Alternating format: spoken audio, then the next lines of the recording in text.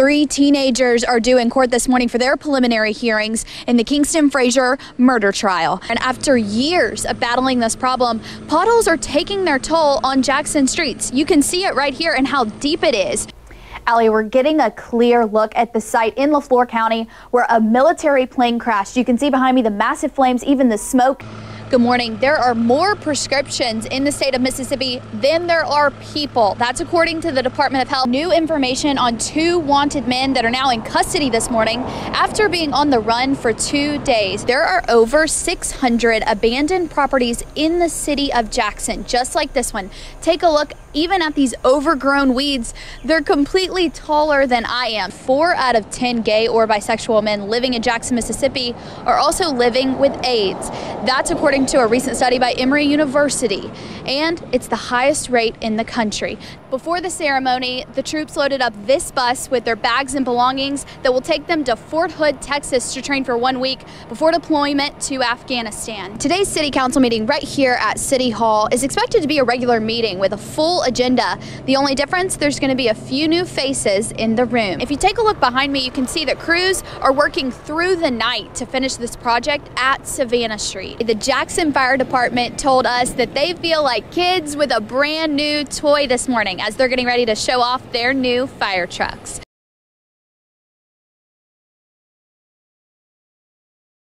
Justice. I just want justice, you know. Justice. That's what Kingston Frazier's family says they're looking for after Monday's emotional hearing. They are still hurting. This is an ongoing process for them and the entire family. No cameras were allowed inside the courtroom, but I was there to hear the family's reaction when they learned details about the case.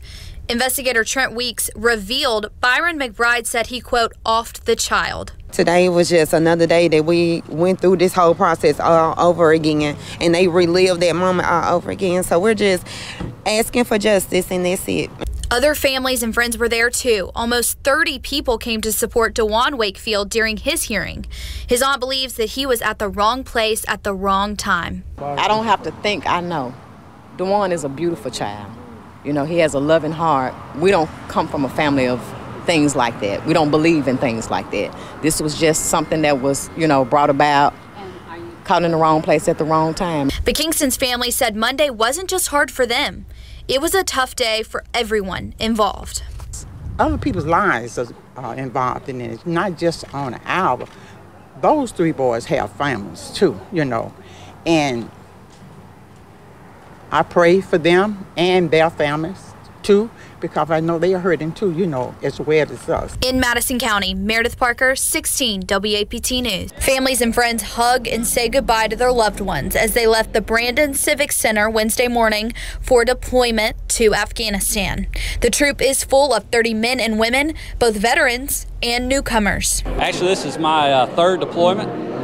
So I've deployed to Afghanistan back in 10 and 11, and I went to Kuwait in 2014. Some of our soldiers, they're fresh out of boot camp, so they've never deployed before, and so this will be a brand new experience for them.